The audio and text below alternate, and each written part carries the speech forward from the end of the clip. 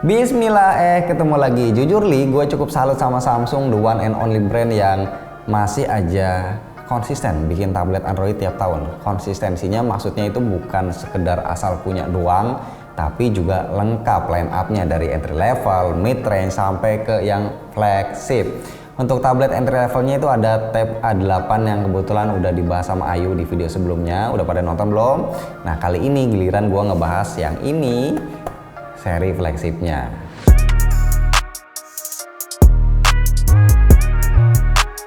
Galaxy Tab S8 series ini nongolnya barengan sama S22 series. Varian produknya juga sama kayak S22. Ada 3 mulai dari Tab S8, Tab S8 Plus, dan Tab S8 Ultra. Karena Tab S8 udah dibahas sama Wasa dan yang Ultra juga udah dibahas sama Putu Reza. Jadi gue bahas yang versi plusnya aja. Ulasan ini gue bikin dari perspektif atau sudut pandang orang yang sebelumnya jarang banget pakai tablet Android. Yes, gue adalah user iPad Pro selama 2 tahun terakhir, tepatnya iPad Pro 12,9 inch. Dan gue itu nggak pernah terpikir untuk akhirnya gue pakai tablet Android. Apakah gue alergi dengan tablet Android? Jelas enggak, karena daily driver utama gue juga Android.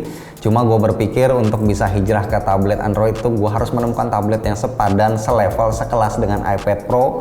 Dan tahun ini gue melihat Tab S8 Plus atau Tab S8 Ultra itu punya kriteria tersebut. Antara Plus dan Ultra, gue ngerasa yang Plus adalah yang lebih cocok buat kebutuhan harian gue dan mungkin juga buat kebanyakan orang di luar sana, karena ini adalah tablet dengan layar yang besar tapi masih dalam konteks yang compact. Ketika pertama nyoba tablet ini, gue berpikir sepertinya ini bisa jadi pengganti laptop untuk situasi dan pekerjaan-pekerjaan tertentu. Sebenarnya di iPad Pro pun itu bisa, tapi mungkin akan lebih fleksibel kalau kita pakai tablet Android.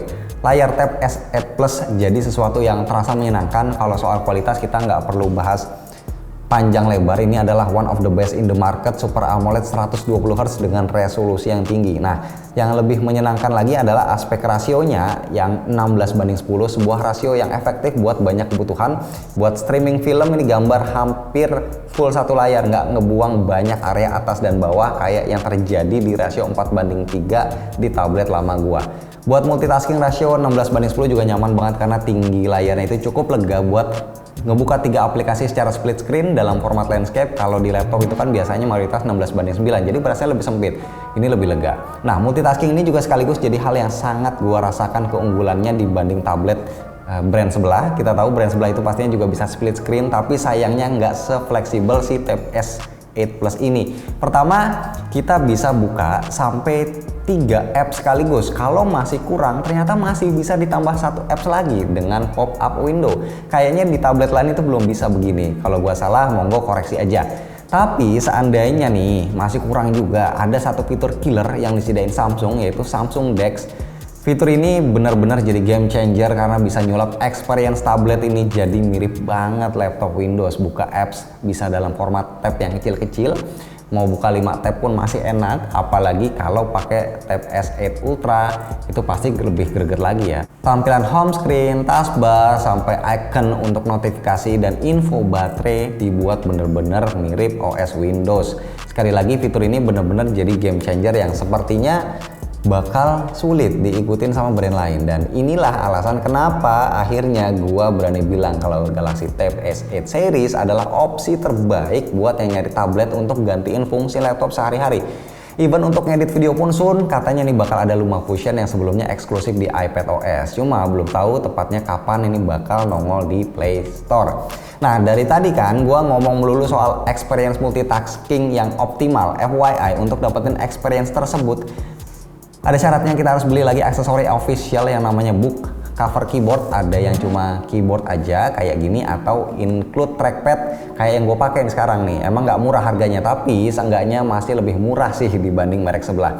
Alternatifnya untuk keyboard yang nggak ada trackpadnya, kita masih bisa tambahin mouse Bluetooth. Jadi tergantung preferensi kenyamanan aja sih. Kan ada yang nyaman pakai trackpad, ada juga yang lebih suka pakai mouse. Jadi sesuka-sukanya aja. Kalau favorit gua yang sekalian ada trackpadnya karena lebih fleksibel. Dia terdiri dari 2 part gitu ya, bagian keyboard sama back covernya. Kalau mau ngetik atau mau bikin presentasi, kita pasang keyboardnya. Kalau misal pas lagi buat nonton, kita bisa copot keyboardnya. Ini benar-benar praktis banget.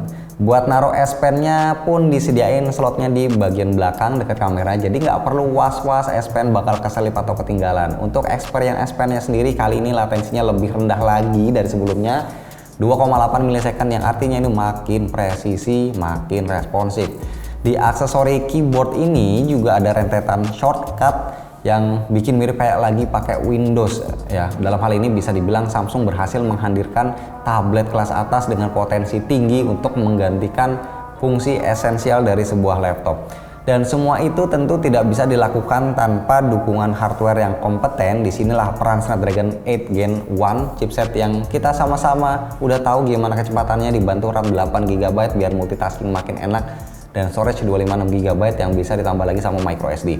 Selama gue pakai buat multitasking, pakai DeX ataupun tanpa DeX sih, ini gue belum pernah sekalipun ngehang atau lemot, dan gue juga happy banget dengan performa baterainya. Kapasitasnya 10.090 mAh, udah gue pakai buat maraton streaming film, masih bisa dapat SOT 7 jam. Kalau pemakaian ringan sih bisa 2-3 hari ya, dengan kondisi terpasang SIM card. Buat ngecasnya support 45 watt, sekitar 1,5 jam aja buat ngisi penuh.